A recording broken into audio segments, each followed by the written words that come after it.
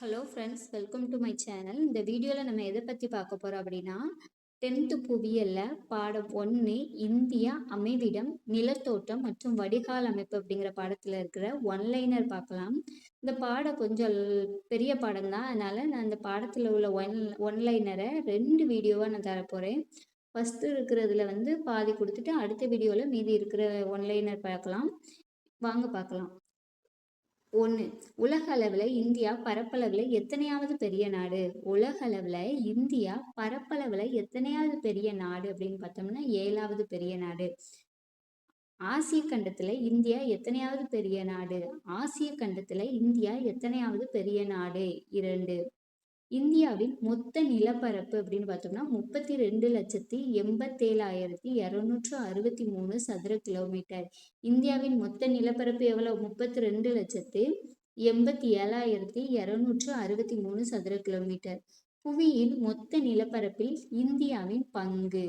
புவியோட மொத்த நிலப்பரப்புல இந்தியாவோட பங்கு எத்தனை? 2.4%. இந்தியாவின் அண்டை நாடுகள் எத்தனை? 9. இந்தியாவின் அண்டை நாடுகள் எத்தனை? 9. இந்தியாவுடன் தனது நில எல்லையை பகிரும் நாடுகள் எத்தனை? 7. இந்தியாவுடன் தனது நில எல்லையை பகிரும் நாடுகள் எத்தனை? 7. இந்தியாவின் நில எல்லை எவ்வளவு? 15,200 கிலோமீட்டர். இந்தியாவின் நில எல்லை எவ்வளவு? 15,200 கிலோமீட்டர். இந்தியாவின் வடமேற்கில் காணப்படும் எல்லை நாடுகள். இந்தியாவின் வடமேற்கில் காணப்படும் எல்லை நாடுகள் பாகிஸ்தான், ஆப்கானிஸ்தான். இந்தியாவின் வடக்கு பகுதியில் காணப்படும் எல்லை நாடு சீனா, நேபாளம், பூடான். இந்தியாவோட வடக்கு பகுதியில காணப்படும் எல்லை நாடு சீனா, நேபாளம், பூடான். இந்தியாவின் கிழக்கு பகுதியில் காணப்படும் எல்லை நாடு வங்காளதேசம், மியான்மர். இந்தியாவோட கிழக்கு பகுதியில் காணப்படும் எல்லை நாடு வங்காளதேசம், மியான்மர். இந்தியாவுடன் அதிக நில எல்லையை பகிர்ந்து கொண்டுள்ள நாடு வங்காளதேசம், 4,156 கிலோமீட்டர். இந்தியாவுடன் குறைந்த அளவு நில எல்லையை பகிர்ந்து கொண்டுள்ள நாடு ஆப்கானிஸ்தான், 106 கிலோமீட்டர். இந்தியாவுடன் கொஞ்சமா நில எல்லையை பகிர்ந்துக்கிடுது அந்த நாடு என்ன பார்த்தோம்னா ஆப்கானிஸ்தான், 106 கிலோமீட்டர். இந்திய கடற்கரையின் நீளம் 6,100 கிலோமீட்டர். இந்திய கடற்கரையின் நீளம் 6,100 கிலோமீட்டர். தீவு கூட்டங்களை சேர்த்து இந்திய கடற்கரையோட மொத்த நீளம் 7,516.6 கிலோமீட்டர். தீவு கூட்டங்களை சேர்த்து இந்திய கடற்கரையோட மொத்த நீளம் 7,516.6 கிலோமீட்டர். இந்தியாவையும் இலங்கையும் பிரிக்கும் குறுகிய ஆழமற்ற கடல் பகுதி பாக்னீர் ஜலசந்தி. இந்தியாவையும் இலங்கையும் பிரிக்கும் குறுகிய ஆழமற்ற கடல் பகுதி பாக்னீர் ஜலசந்தி. ஃப்ரெண்ட்ஸ், நீங்களும் இந்த இதை பார்த்து ஒரு நோட்டு போட்டு ஒன்லைனர் எழுதி வச்சு படிங்க. புக் இல்லைனாலும் பரவாயில்ல, லைன் பை லைனாக நான் கொஸ்டின் எடுத்து வச்சுருக்கேன். ஒரு நோட்டு போட்டு எழுதிக்கோங்க ஃப்ரெண்ட்ஸ். இன்னும் குரூப் 4க்கு கிட்டத்தட்ட 1 வருஷம் இருக்குது. இப்போ டிசம்பர் மந்த் நடக்குது. அடுத்த டிசம்பர் மந்தில் தான் நமக்கு எக்ஸாம் வரப்போகுது. கொஞ்சம் கொஞ்சமாக நம்ம படித்து அதுக்கப்புறம் நம்ம குரூப் 4 நம்ம ஜெயிச்சிடலாம். குரூப் 4ல் கண்டிப்பாக நம்ம வேலைக்கு போயிடலாம் ஃப்ரெண்ட்ஸ். வாங்க பார்க்கலாம். இந்தியாவோட அச்சப்பரவல்னு பார்த்தோம்னா 8°4' வட அச்சம் முதல் 37°6' வட அச்சம் வரை. இந்தியாவோட அச்சப்பரவல் 8°4' வட அச்சம் முதல் 37°6' வட அச்சம் வரை. இந்தியாவின் தீர்க்க பரவல்னு பார்த்தோம்னா 68°7' கிழக்கு தீர்க்கம் முதல் 97°25' கிழக்கு தீர்க்கம் வரை. இந்தியாவோட தீர்க்க பரவல் எவ்வளோ? 68°7' கிழக்கு தீர்க்கம் முதல் 97°25' கிழக்கு தீர்க்கம் வரை. அச்சம் மற்றும் தீர்க்க பரவல் படி இந்தியா எந்த அரைக்கோளத்துல அமைந்திருக்கு? அச்சம் மற்றும் தீர்க்க பரவல் படி இந்தியா எந்த அரைக்கோளத்துல அமைந்துள்ளது? வடக்கு மற்றும் கிழக்கு அரைக்கோளத்தில். இந்தியாவின் தென்கோடி முனை என்ன அப்படின்னா இந்திரா முனை. இந்திய நிலப்பகுதியின் தென்கோடி முனைன்னு கேட்டாங்கன்னா குமரி முனை. இந்தியாவின் தென்கோடி முனைன்னு கேட்டா இந்திரா முனை. இந்திய நிலப்பகுதியோட தென்கோடி முனைன்னு கேட்டாங்கன்னா குமரி முனை.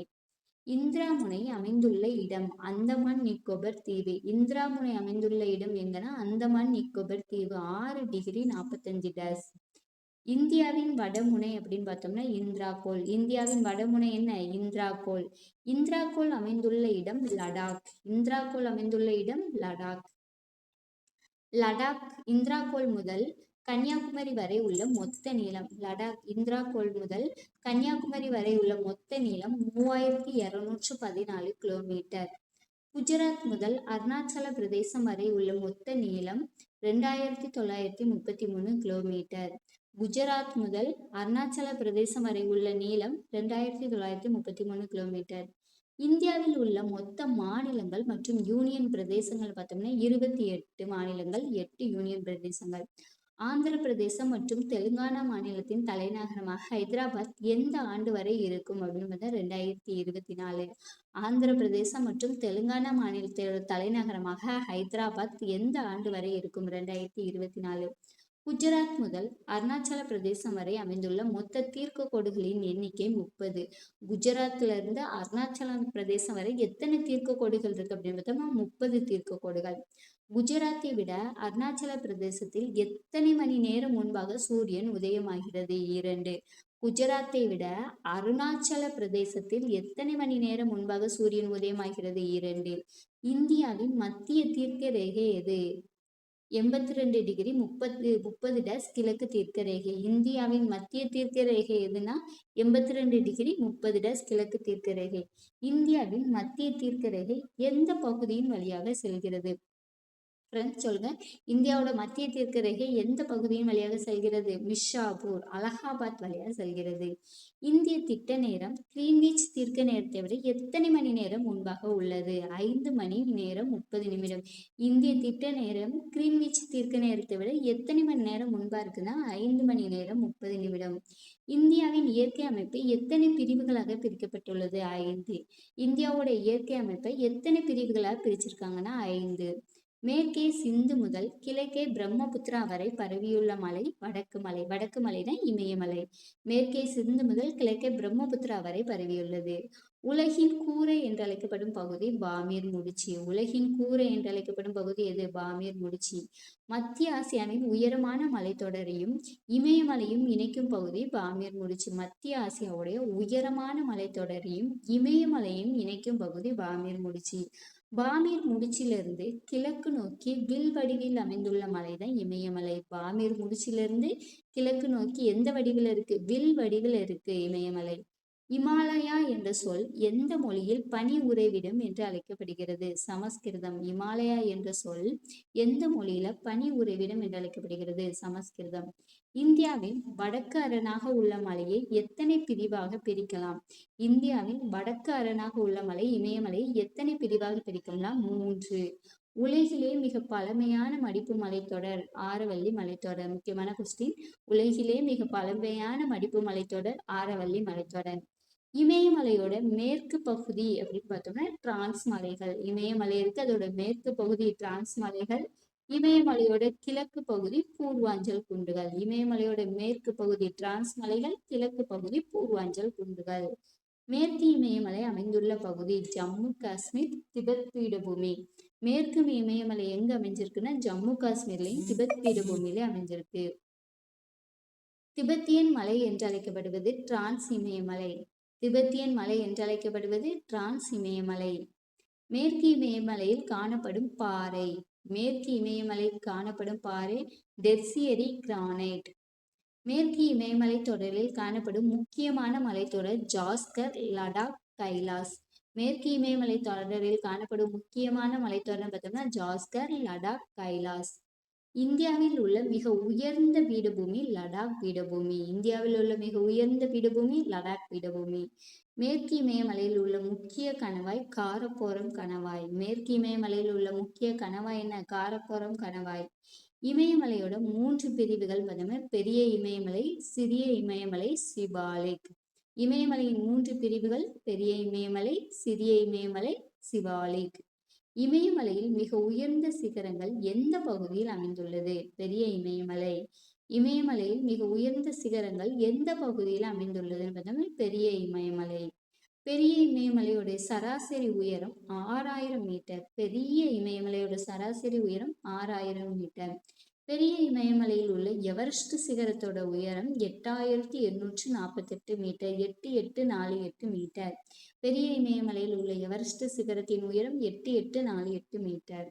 காட்வின் ஆற்றின் K2 சிகரத்தின் உயரம் 8611 மீட்டர். கார்த்தின் ஆஸ்டின் K2 சிகரத்தின் உயரம் 8611 மீட்டர். கஞ்சன்சங்கா சிகரத்தின் உயரம் 85-86 மீட்டர். கஞ்சன்சங்கா சிகரத்தின் உயரம் எத்தனை? 85-86 மீட்டர். எவரெஸ்ட் சிகரம் எந்த நாட்டில் அமைந்துள்ளதுன்னா நேபாளம். எவரெஸ்ட் சிகரம் எந்த நாட்டில் அமைந்துள்ளது? நேபாளம். இந்தியாவில் அமைந்துள்ள சிகரங்கள் நங்க பர்வதம், நம்ச பர்வதம், நந்தா தேவி, காமெட், கஞ்சன்சங்கா, கார்த்தின் ஆஸ்டின். நங்க பர்வதம், நம்ச பர்வதம், நந்தா தேவி, காமெட், கஞ்சன்சங்கா, கார்த்தின் ஆஸ்டின். நேபாளத்தில் அமைந்துள்ள சிகரங்கள் பார்த்தோம்னா அன்னபூர்ணா, தௌலகிரி, மக்காலு, குருலா மருதாத்தா. அன்னபூர்ணா, தௌலகிரி, மக்காலு, குருலா மருதாத்தா. நேபாளம் மற்றும் சிக்கிமுக்கு இடையே அமைந்துள்ள சிகரம் கஞ்சன்சங்கா. நேபாளத்துக்கும் சிக்கிமுக்கும் இடையில இருக்கிற சிகரம் என்ன? கஞ்சன்சங்கா. பெரிய இமயமலையில் காணப்படும் பனியாறு கங்கோத்ரி, சியாச்சின். பெரிய இமயமலையில் காணப்படும் பனியாறு கங்கோத்ரி, சியாச்சின். உலகில் உள்ள அதிகமான சிகரங்களை கொண்ட மலை இமயமலை. உலகில் உள்ள அதிகமான சிகரங்களை கொண்ட மலை இமயமலை. உலகில் உள்ள 14 உயரமான சிகரங்களில் இமயமலையில் உள்ள சிகரங்கள் 9. உலகில் உள்ள 14 உயரமான சிகரங்கள்ல இமயமலையில் உள்ள சிகரங்கள் 9. அடுத்து கணவாய்கள் பார்க்கலாம். பாகிஸ்தான் மற்றும் ஆப்கானிஸ்தானை இணைக்கும் கணவாய் ஹைபர் கணவாய். பாகிஸ்தானையும் ஆப்கானிஸ்தானையும் இணைக்கிற கணவாய்ன்னு பார்த்தோம்னா ஹைபர் கணவாய். காரக்கோரம் கணவாய் அமைந்துள்ள இடம் ஜம்மு காஷ்மீர். காரக்கோரம் கணவாய் அமைந்துள்ள இடம் என்ன? ஜம்மு காஷ்மீர். பாகிஸ்தானில் அமைந்துள்ள கணவாய் போலண்ட் கணவாய். பாகிஸ்தானில் அமைந்துள்ள கணவாய் என்ன? போலண்ட் கணவாய். பொமிடிலா கணவாய் அமைந்துள்ள இடம் அருணாச்சல பிரதேசம். பொமிடிலா கணவாய் அமைந்துள்ள இடம் அருணாச்சல பிரதேசம். நாதுல்லா மற்றும் ஜலப்புலா கணவாய் அமைந்துள்ள இடம் சிக்கிம். நாதுல்லா மற்றும் ஜலப்புலா கணவாய் அமைந்துள்ள இடம் சிக்கிம். அடுத்த டாபிக் சிறிய இமயமலை. சிறிய இமயமலை என்று அழைக்கப்படுவது இமாச்சல். சிறிய இமயமலை என்று அழைக்கப்படுவது இமாச்சல். சிறிய இமயமலையின் சராசரி உயரம் 1000 மீட்டர். பெரிய இமயமலையின் சராசரி உயரம் என்ன பார்த்தோம்? 6000 மீட்டர். சிறிய இமயமலையின் சராசரி உயரம் 1000 மீட்டர். சிறிய இமயமலை தொடரில் காணப்படும் மலைகள் பார்த்தா பீர்பாஞ்சல், தௌலதார், மகாபாரத். சிறிய இமயமலை தொடரில் காணப்படும் மலைகள் பீர்பாஞ்சல், தௌலதார், மகாபாரத். கோடை வாழிடங்கள் மற்றும் புனித தலங்கள் காணப்படும் இடம். கோடை வாழிடங்கள் மற்றும் புனித தலங்கள் காணப்படும் இடம் என்ன? சிறிய இமயமலை. சின்னதா இருந்தாலும் கோடை வாழிடங்கள் மற்றும் புனித தலங்கள்லாம் சின்னதுல இருக்கு. வெளி இமயமலை என்று அழைக்கப்படுவது சிவாலிக். சிவா வெளியில போறாங்க. வெளி இமயமலை என்று அழைக்கப்படுவது சிவாலிக். சிவாலிக் மலையின் கிழக்கு பகுதி மற்றும் மேற்கு பகுதி. சிவாலிக் மலையின் கிழக்கு பகுதி டூயர்ஸ் மற்றும் மேற்கு பகுதி டூன்கள். இமயமலையின் கிழக்கு கிளை பூர்வாஞ்சல். இமயமலையின் கிழக்கு கிளை பூர்வாஞ்சல். பூர்வாஞ்சல் குன்றுகள் உள்ள பகுதி வடகிழக்கு மாநிலங்கள். பூர்வாஞ்சல் குன்றுகள் உள்ள பகுதி வடகிழக்கு மாநிலங்கள். ஃப்ரெண்ட்ஸ், நம்ம இதுவரைக்கும் 74 கொஸ்டின் பார்த்துருக்கோம். மீதி இருக்கிற கொஸ்டினை அடுத்த வீடியோல பார்க்கலாம் ஃப்ரெண்ட்ஸ். இந்த கொஸ்டின் எல்லாமே ஒரு நோட்டு போட்டு எழுதி வச்சுக்கோங்க ஃப்ரெண்ட்ஸ். பின்னாடி நம்மளுக்கு ரிவிஷன் பண்ணுறதுக்கு யூஸ்ஃபுல்லாக இருக்கும். உங்களுக்கு இந்த வீடியோ பிடிச்சிருந்தா லைக் அண்ட் சப்ஸ்கிரைப் பண்ணிக்கோங்க. அடுத்து இந்த வீடியோவில் நான் கொஸ்டின் எந்த மாதிரி ரீட் பண்ணியிருக்கேன், இந்த மாதிரி ரீட் பண்ணால் நல்லாயிருக்கும், இப்படி பண்ணுங்க அப்படிங்கிற மாதிரி உங்களோட கமெண்ட்டில் உங்களோட கருத்துக்களை சொல்லிட்டு போங்க ஃப்ரெண்ட்ஸ். Thank you friends.